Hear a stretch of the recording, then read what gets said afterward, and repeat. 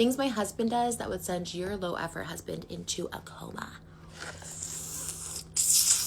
I just watched one of these videos. It's one of my favorite trends here on TikTok, and it's things that my husband / partner / boyfriend would do that sends your low effort boyfriend into a coma.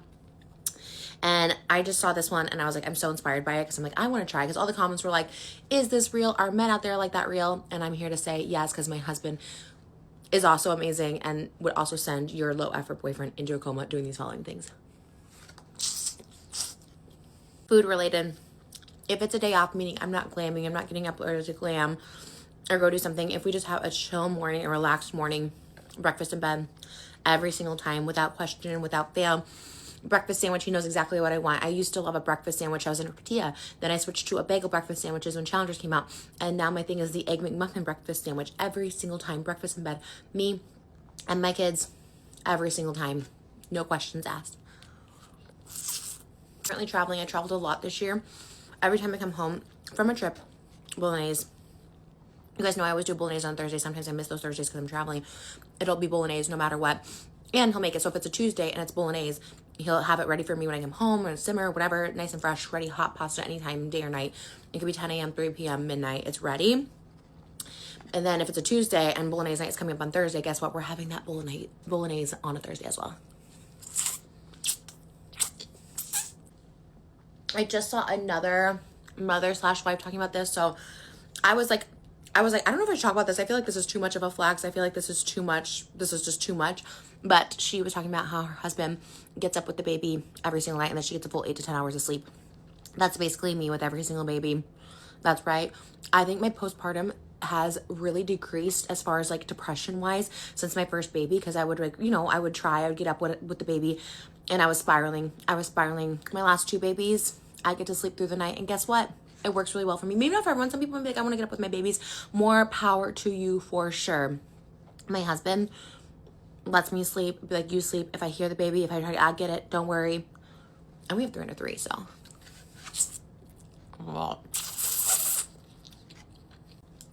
Pumping gas. Never heard of her.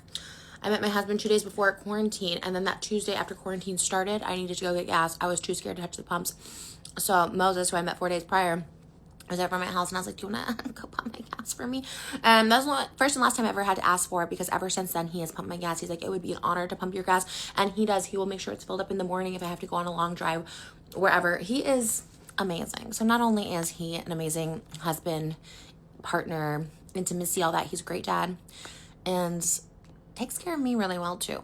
He's doing a lot. Running the household, running the kids, running a tight ship, doing our podcast, all the technological stuff about it. And that gets me to my next point. My husband is basically Bob the Builder. If he builds it, I will, not how it was meant to come across, but basically, I wanted to start a podcast a couple years ago, and he built us at that podcast didn't do very well. But I was like, hey, I think another idea for a podcast. So like 3 weeks later, he built me another set. Okay. If I am doing a tavern here on TikTok, right? I was like, oh, I'm pretending to be in tavern in our kitchen. He's like, no, you don't need a white marble tavern. You need a wooden tavern. He built a tavern in our home. For my birthday, he built a meditation room for me when I was on my spirituality journey. He's like, do you want a fast food window? Building that for you. Oh, you want oversized furniture to make you feel tiny? Built it for you. Oh, you want the bed from Prince of Egypt, that marble one with the stairs? Built it for you. Done it on Beetlejuice table. That was like my dream forever. He's like, oh, I can build that for you. Like, okay, thank you, Moses. Thank you so much. Before a trip, during a trip, after a trip, while on a trip, he will always pack the suitcases. Always. I just throw a bunch of stuff in a suitcase. I'm like, this goes in this suitcase. That he always packs it. He's like, I'm just good at it. And I was like, you don't have to do that. He's like, no, I'm just good at it. And I was like, period. Same thing goes with cooking. I like to cook, but he's just like, I'm just really good at it. And I was like, all right, whatever you say, King. Yes, please. He is amazing. And he does all this without me having to ask, he just knows. He just knows me so well. And the haters used to say like, oh, it's his assistant. Oh, he's the no. He's a really loving husband and a really great father. That's what that is. And it's sad. More people don't get to see it. But I love this trend because I do realize there are men like this out there. So if you're watching this, being like, oh, may this love, they're out there. It's real. I promise you it's real. Closes up shop every night. When I'm sleepy, when Malibu's sleepy, because she goes to bed with us, we go up. We take our cute little waters, our little iPads, our little iPhones. You know, Moses, he locks up the house. He shuts down the lights.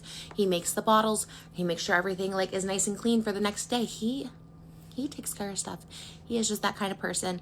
And I love it. I never had to think about it. We just go upstairs and live our soft princess life, meaning my daughters are going to have really high expectations for the people they date in their lives, and I love that. I had no expectations. I had no example of what should and shouldn't be done for me. They're going to have such high expectations. They're going to be like, what do you mean? What do you mean you don't do all this? Like, the example, the bar is high. The bar is high, and like, thank God. Thank Moses, really.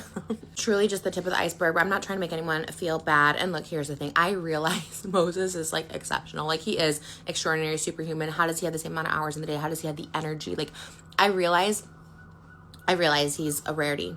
Oh, say a little prayer for anybody who needs an ambulance right now.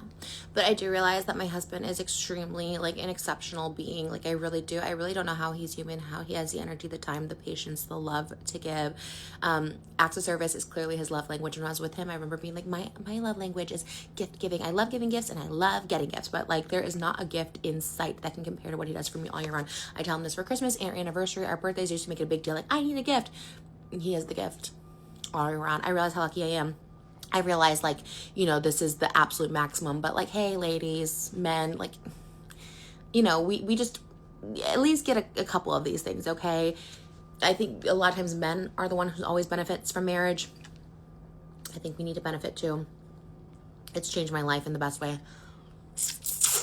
Moses, he was the one who taught me I was worthy of love, that I should love myself, because he loved me so much. I was like, Trish, you need to start loving yourself as much as this man loves you. Okay. The best thing I ever did was having kids with Moses. I picked the best father for my children. He's wonderful in every single way. A lot of people will be worried that they're having kids too late or they're getting married too late. And I saw a quote that says, don't worry about marrying too late or having kids too late. Worry about marrying or having kids with the wrong person. And they ate with that. Okay. Thanks for listening. I hope you enjoyed. Thanks for eating noodles with me. I love you, Moses. Y'all know the people who are not in happy relationships are going to be leaving comments being like, yeah, he's just, yeah, because you do this. What do you do for him? Mind your business. Mind your business, okay? This is a life that I've been dreaming of, okay? Mind your business. Love you.